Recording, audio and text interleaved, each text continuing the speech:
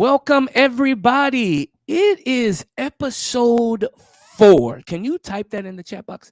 Episode 4. If you're watching on YouTube right now, Facebook, I'm so glad that you are on right now. Overcoming self sabotage, me against me. Real life, real talk. Listen, I don't know about you, but I have been really enjoying this time together as we're talking about just self sabotage. And again, let me open up with this: self sabotage is the behavior, your own behavior that undermines your own success or growth. For this whole month that we've been talking about, or our 4 episodes, episode 1, 2, 3, 4, we have been asking the same questions. Do you want to be successful? Do you want to grow?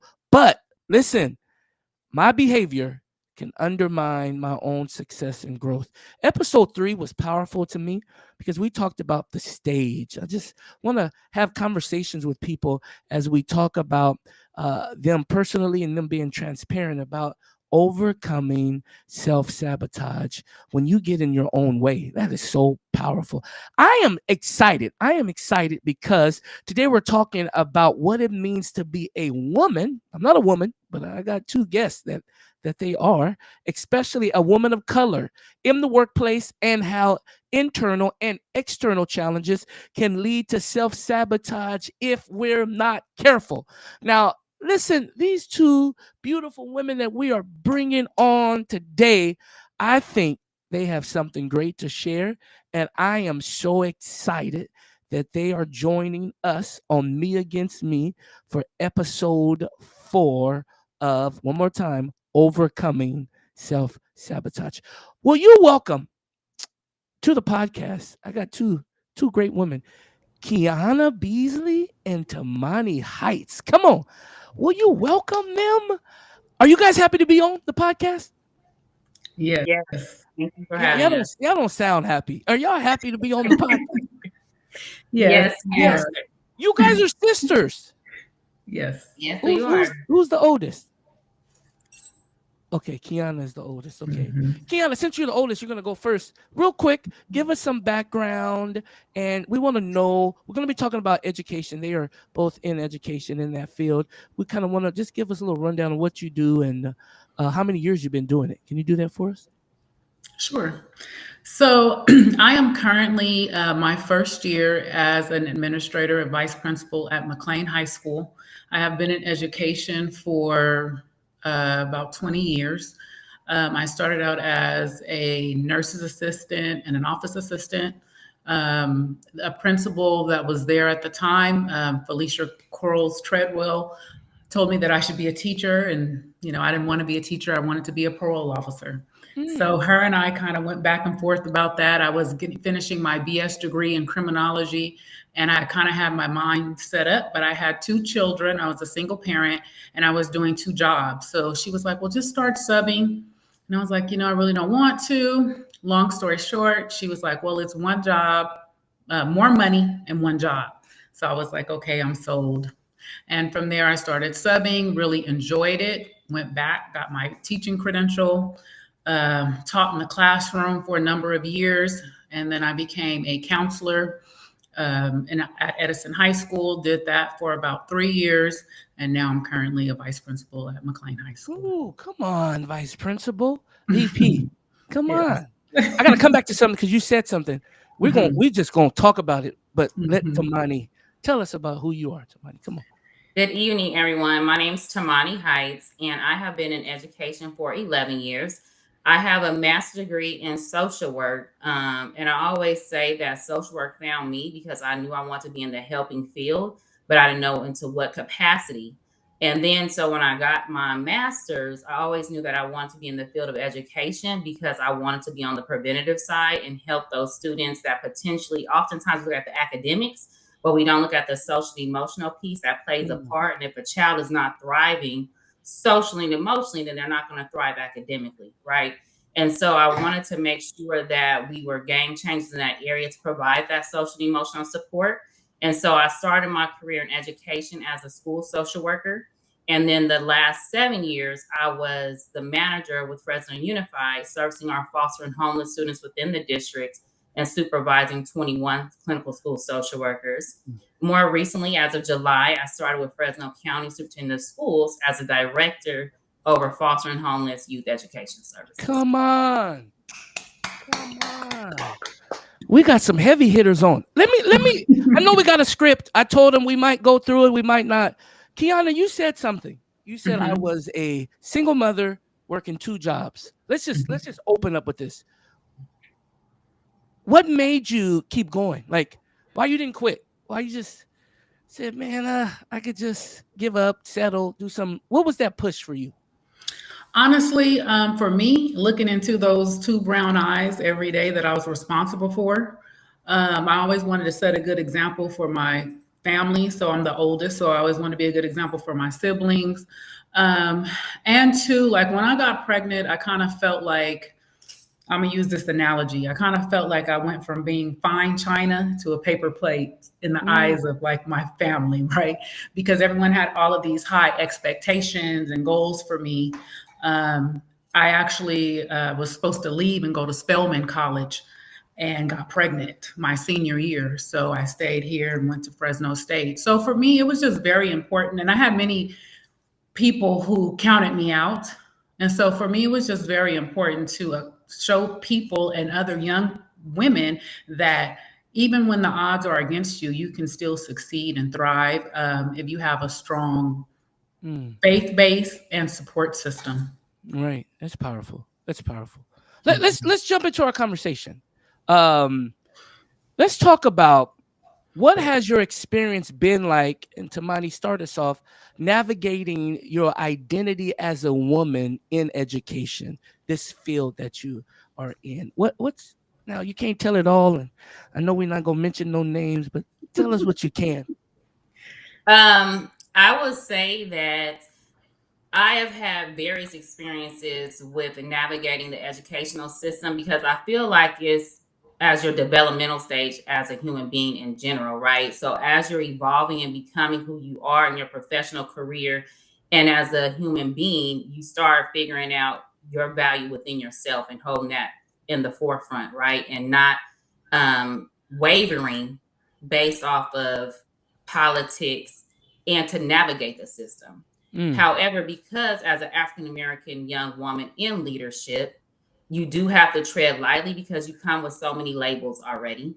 And a lot of the opportunities are not provided to us, I would say. And so for me, I always look at, and me and my sister always talk about that, who are we paving the way for? Right. And so because we don't get these opportunities, we have to make sure that we are navigating and always remaining professional so that we're not messing up for the ones coming from behind us. And so I always try to make sure that when I'm in the room, that I sit back and assess and look at the room and the audience that I'm in front of. But at the forefront, I'm always keeping students first, right? And so if that's wavering based off of opinions or things like that, I'm always going to come in with what is best for students. And that's why I'm here. And so I feel like education can become very political, especially when you're in leadership, because you mentioned something on Sunday in regards to not picking sides, right? And if anytime you have a large system, which this district that we did, what I used to work for was large, of course, just as a human error, you're going to have various personalities as well as opinions. And don't get me wrong, opinions are good because I feel like that's what helps us grow because we shouldn't all agree anyways. But those opinions have to be solid enough to make sure that we're still remaining focused of why we're all here. And we're all here for families and students to thrive. Real talk, real life. Kiana, Tamani, let's talk about it though. Are we really all here for the kids? Because it seems like working with staff, is it really about the kids, Kiana? Is it? We say it is, but I'm like, I see so much going on, but I'm like, talk to me about that. Are you ever frustrated when you see grown adults, Kiana, not getting along, but yet, like Tamani said, it's about the kids. But I'm like, we're not working together like the kids really matter. Talk to us about that. Actually, yes. For me, it's very difficult sometimes to navigate with adults because I always expect for children to be children, right? And they're still learning and growing, and it's my job to set a good example for them. But for adults who have, degrees and are supposed to be professionals, you expect for them to have it all together. But sometimes I just remember that, sometimes adults are just children in big bodies, and some of them are still going through their own personal traumas and things. And like I tell everybody, some of us have layers like an onion, right, of trauma. And so we can think that we're over a thing and then something happens and then boom, we blow up or we're acting out and we're trying to figure out where that comes from. So for me, I always try to seek clarity as to what is the real issue. And I have to realize, like just like I do with the students, sometimes it's not about me. The issue really is not about me. The frustration is coming from somewhere and it has nothing to do with me. It's just being projected onto me in that moment. So a lot of times I just, take a step back. I tell the individual in front of me to take a step back. If we have to revisit it the next day because you can't de-escalate, we can do that too. But a lot of times I just always try to keep in the forefront of my mind. Even if I get frustrated, I always try to walk away with it in the forefront of my mind. This is not about me. This is about something deeper than me. And so usually when I have a conversation with the individual after they have de-escalated and we get to the root of the problem, they're able to articulate where that frustration is coming from and what the issue is really about. And a lot of times it's some past stuff or some things that they're seeing that they don't like, or just, something happened at home last night and now they're struggling dealing with whatever's going on today. That's good. And sometimes it can be about you, right? Like I think it's not my problem, but it's their problem of the insecurities or the biases that they may potentially have, and being an African American leader and taking instruction and direction from an African American leader. And so sometimes, yeah, your biases is not about me, but the way you feel is about me. So the reason you are having a hard time allowing me at the table or taking in the content that I'm delivering is because you have an internal biases towards me. Right. It's good. That's good. Yeah, she going deep.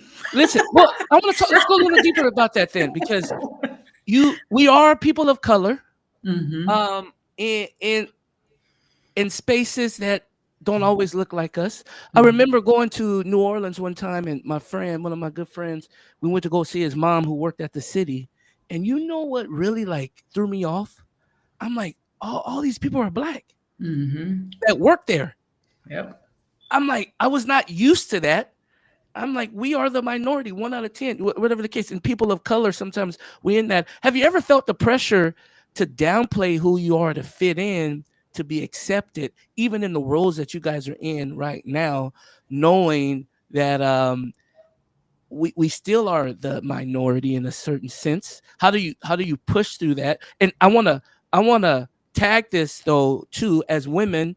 You guys are women, not me, but as women, how do you navigate being seen as too strong or too emotional? I need to talk for a moment, and then I'm gonna come back. I'm gonna ask you that, because I was in a situation where I had to express something, and I was talking to Tamani about this. Something happened on this board that I'm on, and this woman said something, and she was talking about churches, and I kind of felt like I was a little offended, because I'm like, your church context is not my church context, and I just couldn't let her sit there and say what she said without having a response. But then I got a call later from my friend, was like, hey, man, your tone, hey, are you okay? I'm like, no, I'm okay, but I need to address it. But sometimes people want to say, especially our black women or women of color, oh, they're too strong, they're too emotional. Talk to us. Have you ever felt that pressure, number one, to downplay who you are to fit in that space? And then two, how do you navigate through the whole, like, she's too strong or emotional? Talk to us about that. Whoever, who want to go first? For me, I'm not gonna. Oh, sorry. Go ahead. You want to start? For me, I still struggle, Pastor, in that area sometimes. Not so much with displaying strongness, but displaying vulnerability. Oh, talk to us. Come on, I'm ready to talk. Talk to us. Because I feel like for us, there is a stigma of either the angry Black woman, and we're not really, to me, our emotions and our weaknesses, our sadness, our tears, they're not really valued. So I've learned over my 47 years to kind of mask that. And that for me, I'm realizing that that's not necessarily healthy. So that's something I'm working on. And the funny thing is, I can be almost completely vulnerable with a student more so than an adult, just because I feel like students and kids are more real and they adapt more to realness. Whereas adults, they want you to have a certain persona or wear a certain mask. But I am going to say in this role, that is something that I am working on. I never really had a problem like displaying my voice, but I am learning how to be a little bit more political in the manner in which I say and do things. That's good. That's good. Somebody talk to me. I would say it's like I stated earlier, it's a matter of evolving for me because I've been in leadership now going into my 8th year. And so initially, even just going to interviews, but we just being real as an African American, right? Like, would I ever go in hindsight with like braids or with being authentically who I am and embracing my culture? No, I tried to adapt to make sure that I had a fair shot because I already was Black and a woman, right? Now, as I've evolved in who I am and understanding my value and what I bring to the table, I'm not going to allow anyone else's perception to shrink me. Yeah. But at the same time, I am going to be mindful and tactful to know that you have to be strategic in everything you do. And there's politics. And so within that, you have to navigate them to the best of your ability. And I'm always going to self-reflect and be self-aware of the things and how I may come across. But I'm going to also be unapologetically me. Because if I practice to my staff and my families that they need to be authentic, then I have to model that. And so I'm never going to be in a space where I feel like I am shrinking myself, because then I've evolved to this. As if I'm shrinking myself, I'm in the wrong space. Listen, that's a self-sabotage moment. Let's talk about that a little bit more, Tamani and Kiana. Talk about that a little more, that we let others' perspective or opinion of us cause us to shrink. We're letting other people and what they think and what they say about us cause us to shrink. Talk a little bit more about that. You said it. How do you push past So that? for me, more so, I could say in my role of what I was doing, it caused me to collaborate, as you know, with a lot of community partners, various stakeholders, and to develop the program how it was developed to be. And so you have some people that may struggle with the relationships or feel as if you're a hierarchy, right? And you're stepping above what you should be doing. And so I often would question myself or feel as if, and I've dealt with a lot of self-sabotage until like, no, I'm not crazy. But after so long of somebody having their own, I'm gonna go back to internal biases or issues of how they believe things should operate, then it does eventually impact you because you're trying to figure out what is the problem, right? I'm doing my job. I'm giving 100%, if not more. So then why are we coming always to this crossroad, whereas it appears that there's a problem about how I'm conveying and delivering the services? And so for me, I had to really take a step back and say, is it a me problem or you problem? And it was both, right? Because of who I was, it was a me and you problem, because nothing I could do at that point I felt would have been good enough or okay in that person's eyes because of their perception, because they didn't feel like I was working within the hierarchy of titles. But because of the work I do, and I'm about just doing work, it allowed me to build relationships. And at that point, then I'm not going to allow you to shrink or sabotage those relationships because you feel as if I'm operating outside of my scope of collaborating with certain people with higher titles than me. That's good. That's good. That's good. Man, you got my mind rolling. You got my mind rolling. No, for real. And I'm gonna tell you, somebody's dog agreed. Whoever that dog was like, I agree. I agree with that. Right. This is not on our notes, but let's stay in this vein. Being in this position of leadership, do you think about how you lead men and how you talk to them. And does that go through your mind? Let's talk about that. Because sometimes as a man, I don't want to get in trouble. This is real life, real talk. Let me go back to, I don't want to get in trouble. But sometimes as a man, a way a woman in leadership talks to me does matter. I'm not saying I wouldn't follow it, but I'm going to leave it at that. Do you ever think that way about how you lead men? I would say, because I hired quite a few men on my team, because I feel like there's always needs to be a mixture, because if there's too many women, I feel like you're just going to always have a little bit more of, I don't want to sound like, cattiness, or we need to have some level-headed that don't take things as personal, right? And so is that me, dog a man? Is it a boy? No, it's actually a girl. Okay. I don't know if you agree with that. Somebody, I don't know. It's true. See, they bark because they start to be petty about little stuff that's there. And so for me, I never really think of like what is my approach, but honestly, I get along. To me, I like with males better than females anyway, unless it's my sister or a few close female friends. And so for me, the approach is always meeting that person where they are and trying to build their capacity to take it my seat or the next person in whatever direction they want to go. So I don't look at the sex, but I do realize when I work with females, my approach has to be a little bit more dancey and compared to with males. Wait a minute. Can we pause? I want to go back. Now, I'm going to tell you, these episodes are getting better and better because I really want to have more real life conversations.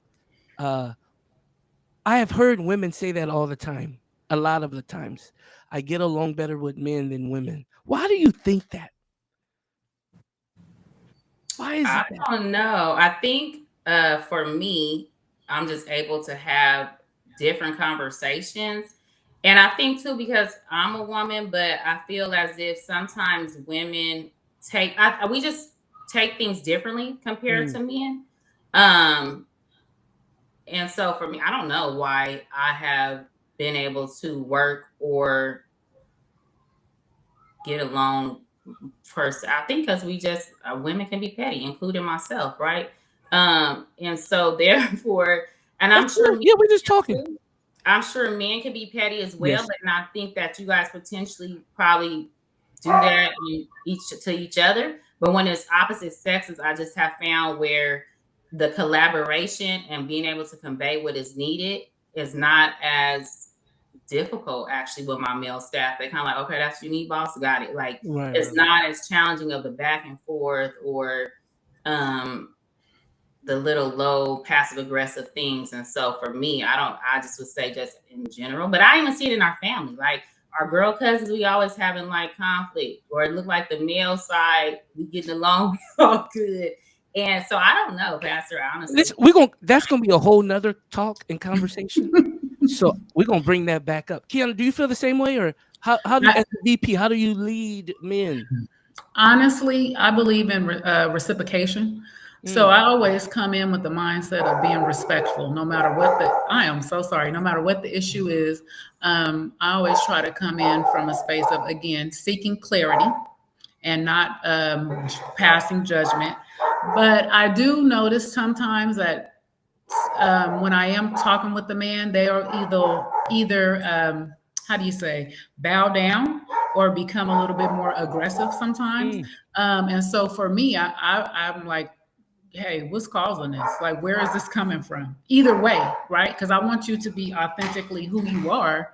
And we're just having a conversation. And like my sister said, I think for women, a lot of times when I speak to women, again, because I am not a real vulnerable, mushy type of person, sometimes they turn on the tears. And I have to check myself because I immediately get irritated because I'm like, okay, now I know you're being manipulative or like, but they could really be dealing with an issue, right? So that's a me problem. That's stuff that I have to work on because maybe they're not being manipulative, but some people just cry when they get reprimanded or talked to or what have you. And so I always have to say, maybe they're not being manipulative. Maybe this is a real issue. Just, don't react. Work through it. So, but yeah, I do feel like I do have a better relationship or better understanding with men than women. And I'm not quite sure why that is. We have to come back to that one day. It's a good conversation. Let's shift to this, the balancing act, home versus work. Let's start with you, Kiana. What does balancing career and family look like in your world right now? What does that look like for you? Honestly, right now it's easy. My children are grown. I have my 2 grandchildren who I spend time with, but I can spend time with them on my time. So right now, for me, the adjustment is pretty smooth. Can things be better? Absolutely. Like for me, there's always room for improvement, so I can always improve. But for the most part, I try to accomplish everything that I want to accomplish throughout the day. So I try to work out, I try to eat right, I try to spend time with family, watch a little TV, play a little games on my phone. Like I try to have a equal balance. Right. And how I balance out my time, read a book, make sure I spend time with my family and my grandkids. So all of those things are very important to me. Now, when I was younger, if you ask me how did I balance that, I would tell you by the grace of God. It was definitely, some trials and tribulations and balancing acts. And sometimes I felt like I was going to lose my mind, but God saw me through, and I just kept putting one foot in front of the other and pushing through and praying. And then I had my family, my mom, my sister, Maurice. They were a great support system for me. So that was very helpful as well. Let me ask you this question, Tamani. Have you experienced guilt or burnout from trying to manage both areas? Absolutely. And I would say more recently, as you know, I was in the hospital in September, and God makes no mistakes, because in my mind, I thought I was having it all together, but it really allowed me time to self-reflect on my priorities, with my health, my family, and work, right? And where was I giving majority of my time to? And then how was that impacting not just me, but even though my kids are grown, right? My husband. And where are we spending time and being intentional about spending time together and not just chasing our goals and our career paths?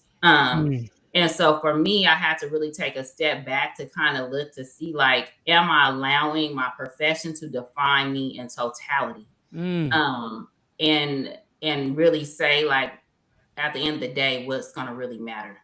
And for me, it's about who Tamani is, and my family. And so I had to more recently take a step back and making sure that I have a balance as much as possible, because as you move up in leadership, there is some things that's more demanding, right, of you. But at the same time, it shouldn't demand all of your time or majority of your time. And so then how do I be more intentional about creating those spaces to spend with my husband, to even build relationships with my children as adults, and not just say, "Ooh, I was young, we was building, we got these careers now, they grown," but even them, they change, right? And so I have a great relationship with them as kids and younger teens, but how do I continue to build that with them as now young adults? And so I had to really look at that internally to say, like, I've allowed my job and gave that, I was guilty of that, of giving my career more time than I would say anybody probably. And so I had to really reflect on what really matters. And first I have to, make sure that I'm giving time to God and then my family. So yes, it has impacted me. You guys both, we don't got to get into detail in this. We would say, had a health challenge, right? Let's talk about, I want you both to share, and you don't have to share what happened, but in those moments, let's talk about your faith in those moments, right? You got a career, but yet in the hospital. Got a family, yet in the hospital. I always think about when Bishop talks about what he went through and just things replaying in his head in those moments. It can really shake our faith, but this is real talk, real life. How did you make it through? I'm going to say something. Pastor Dewey Smith talked about losing. He lost like 4 family members or friends, but he lost his mom and his sister like all in a month. And he said, the grief that I went through, he said, as he was preaching, he was like, I felt so bad. He said, my mama died and didn't tell me she was leaving, right? He was just preaching. And he said, the only thing that was helping me is Patron. He said it like, he was like, I was in a moment where I'm like, this is the only thing that's getting me through. When I heard that the other day, I'm like, man, you can get there. Talk to me about those moments. And nobody cares about no titles at those moments, but your faith being challenged. How did you make it through? Kiana, talk to me about that. Honestly, Pastor, first and foremost, you have to come into the reality that this is real. Like this is happening to me, and I'm here, and I'm in this place. And then you have to figure out how you got there. Like, how did you get here? I was living life. I was shuffling and bustling and doing this and doing that and working. And I, in my mind, I was perfectly fine. But if I'm honest, like I was 45 pounds heavier than I am now. My diet was not the best. I was working long hours heavily and still trying to maintain a social life and family and balance all of those things. And so for me, honestly, I just made a vow in that hospital that God, if you get me through this, I'm gonna keep the main thing. Come on, right? And just focus on you first, and everything else can come second. So honestly, Pastor, for me, at one point I was on a walker. So and people don't believe me when I say this, but I couldn't even walk to the stop sign down the street from my home. And so for me, it's like God brought me through all of that.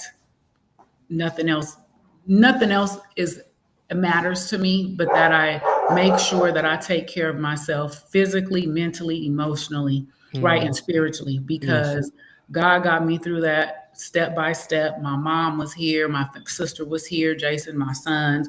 But at the end of the day, when I see other people who have had strokes, because I had a stroke, and they still have some type of physical impairment or disability, all I can do is thank God. Now that makes me emotional and teary-eyed, because I know it was by the grace of God that I'm able to be healthy and whole again. And if you see me, you would never know.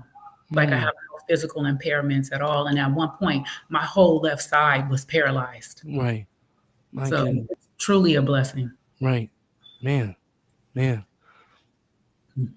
Listen, you're gonna make me cry. You're gonna be the first person that made me cry on our podcast. Don't do that to me. I'm sorry, Pastor, but I'm telling you, all God, all glory go to God. I'm just telling you, it's. Can I tell you something? When I came to see you in the hospital, people don't understand. Like, as a pastor, you go to see people, but you really don't know what to say. And sometimes you don't have to say nothing. It's called the ministry of presence. But it's just like, you just want to be there and let somebody know you're there.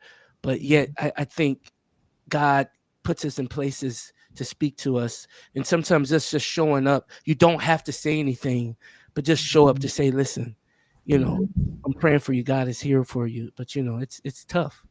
Tough. And I appreciate you coming to visit me. Yes, taking the time out. Like, for me, time is precious. Time is of the essence. So to me, like, when people give you your time, don't take advantage of it, because you never know.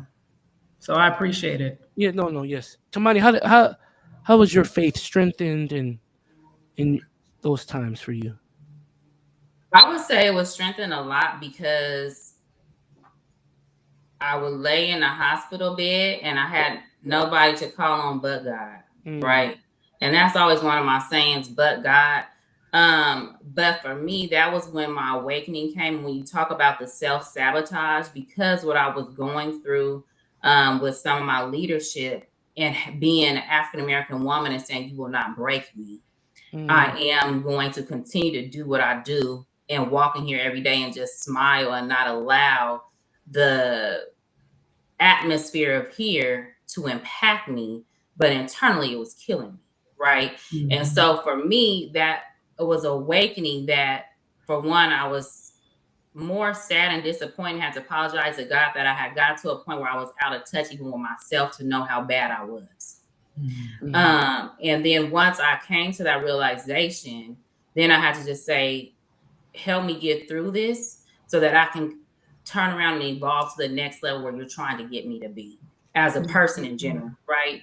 And even in that moment, when I said I was reflecting on just like, where am I guilty at and where have I been putting my time?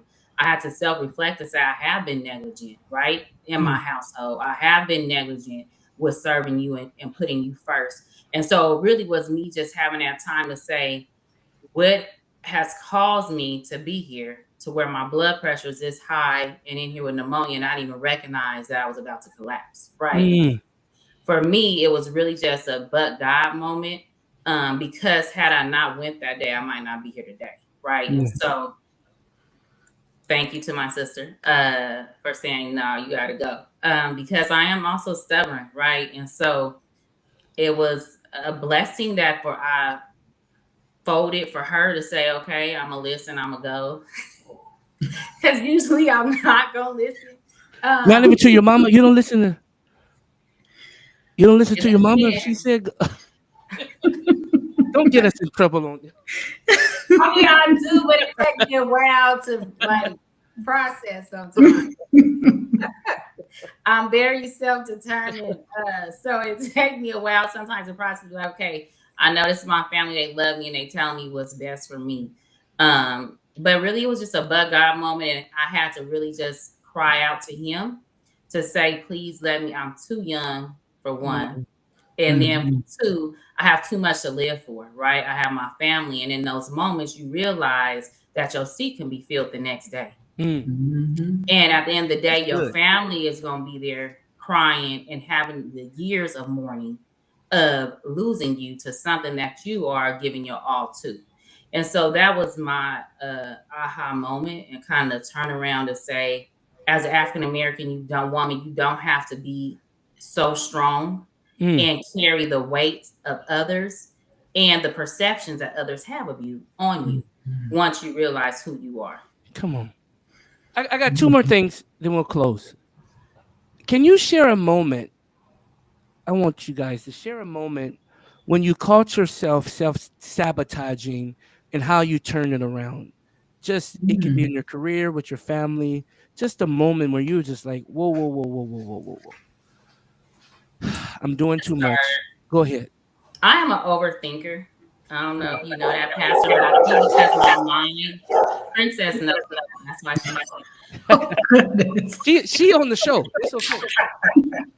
But because I have so many ideas, and because I am like a more visionary thinker, I'm going to always think about the what ifs. But I'm going to use a scenario even more recently about me applying for a new position and stepping out on faith to even leave the districts, right? Although I know who I am, because of the various things that go on, and because I'm a loyal person, I potentially almost did self-sabotage myself from even being blessed with a new opportunity because I never saw myself leaving the district.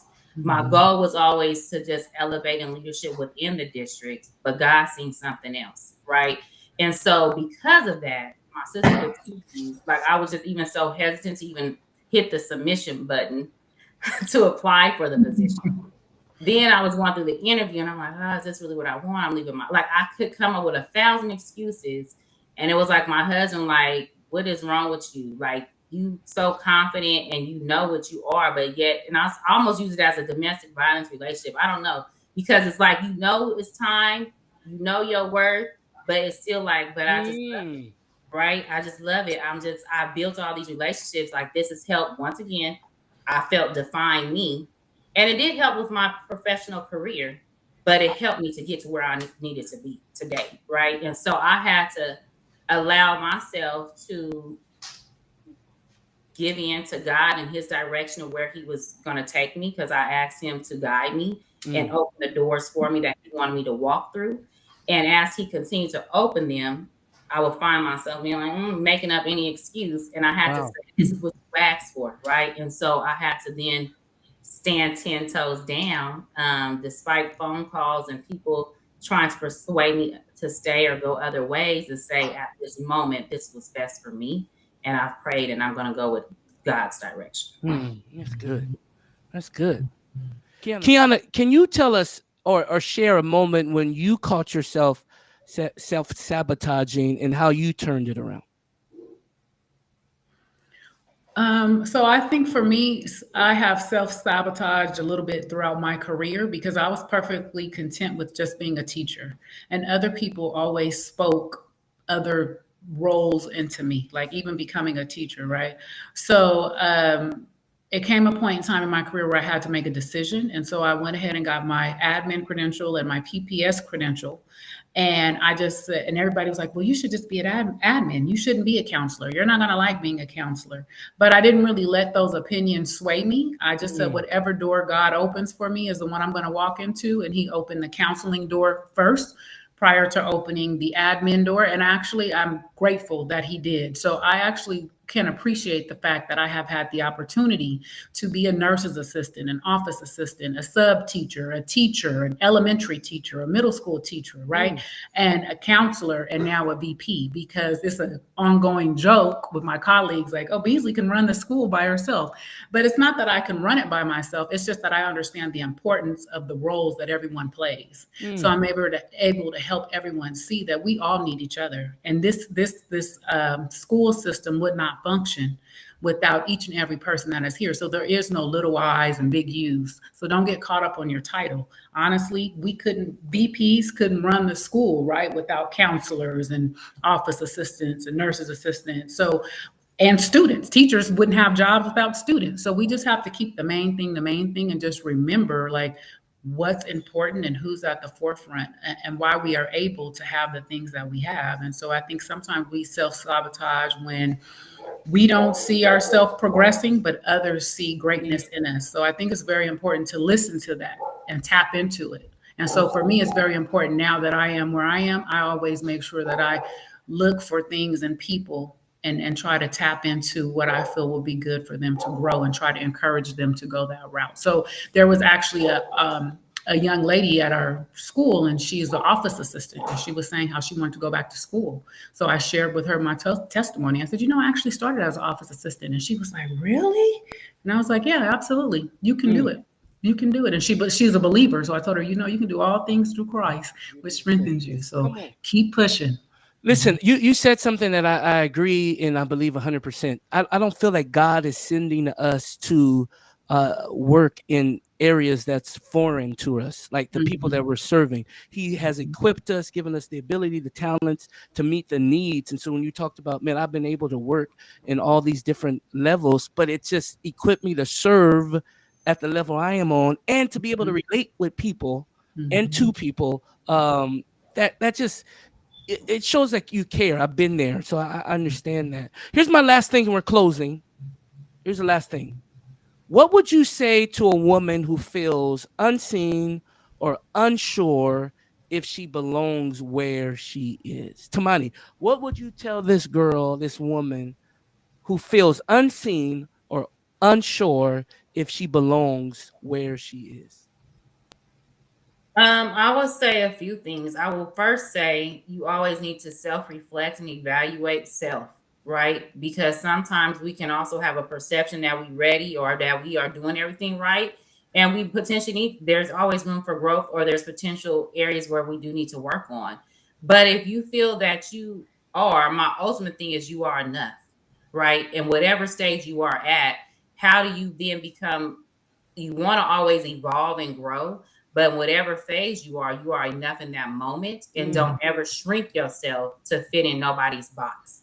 That's the word, shrink.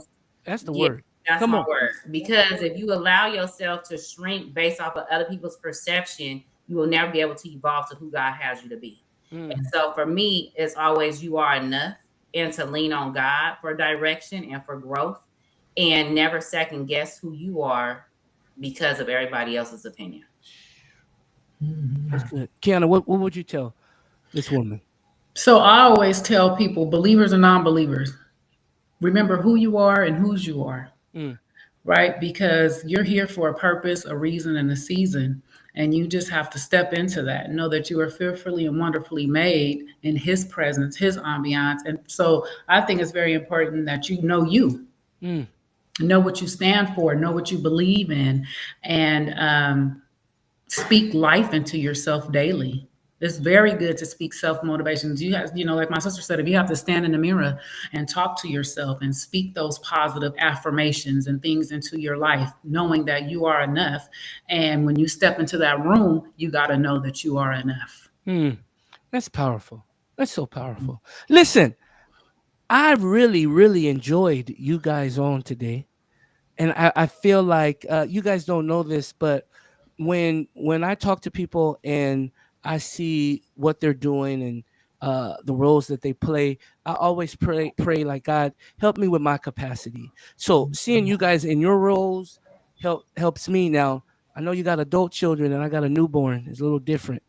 Uh, it's different, but even Kiana, when you talked about just being a single parent, it's just these things I want people to hear from this podcast. Like, you can push through this, you can make it. Things can happen, it can come together, even from if it's a health thing or something. Like, you can bounce back from this. So I really want to appreciate you guys for joining us. This is episode 4, but listen, women in the workplace, man, and women of color, I just feel like I hope somebody is inspired from this, like, to move forward, to go forward, and to do great things. Let me just say it one more time. Self-sabotage is the behavior that undermines your own success or growth. I think you guys did a beautiful job today, and I want to appreciate you guys. Listen, overcoming Pastor, self-sabotage. I Yes, just want to say one more thing. It's on my heart because I feel we're talking about a lot of times women get very offended by criticism. And I just want to say, whether that criticism is constructive or non-constructive, you take that criticism and you turn it around so that it benefits you. Don't always get so offended by something someone is telling you. Take that, self-reflect, and you turn it around to where that so now it becomes your strong suit, right? And not your weakness. See, Kiana, I was trying to close. I'm sorry. I'm sorry. It was on my It heart. seems like every guest gets good I'm when we need sorry. to stop, right? That's what it. But I had a meeting today, and I needed to talk to a funder, and then I realized why I don't like talking to funders, or because I don't like rejection, self-sabotage. But then there is criticism that comes to your proposals, and you don't want to hear that sometimes. So you don't even talk to people, but you can miss an opportunity, like Tamani was saying. But it's for my good. Even if I don't have what I need in place, you're at least telling me what I need to get in place. But today I'm like, don't self-sabotage yourself. Then I'm making excuses or being apologetic about, I'm just like, listen, it's okay to not know everything, or you don't know what you're doing, but that's why you're coming to this person. Take their feedback. Yes. Oh man, that's a good word. I'm serious. And that's what I felt today. I'm like, it's okay. It's going to help me. It's going to make me better. It's going to put me in a different place. But I'm like, you're apologizing too much, Jason. Just take it, receive it, go back, and tighten it up. Yeah. Yeah. That's a good word. I love y'all so much. You submit it, you're gonna be ready for them because you didn't. I'm gonna be ready. Area. Yeah, I'm gonna be ready. I'm gonna be ready to submit some to you and to submit some to our VP that I can. We got some programs that could work. Listen, these are my girls. I appreciate her. We love their mother, Elder Sharon Thomas. We're gonna give her a shout out too. Overcoming self-sabotage, me against me, real life, real talk podcast.